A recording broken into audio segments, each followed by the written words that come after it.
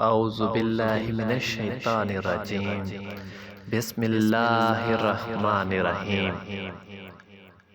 ابو بکر بن ابی اویس نے بیان کیا، ان سے سلیمان بن بلال نے، ان سے معاویہ بن ابی مزرت نے، ان سے ابو الحباب سعید بن جسار نے،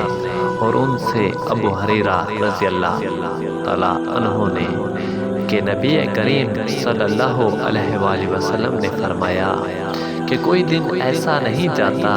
کہ جب بندے صبح کو اٹھتے ہیں تو دو فرشتے آسمان سے نہ اترتے ہوں۔ ایک فرشتہ تو یہ کہتا ہے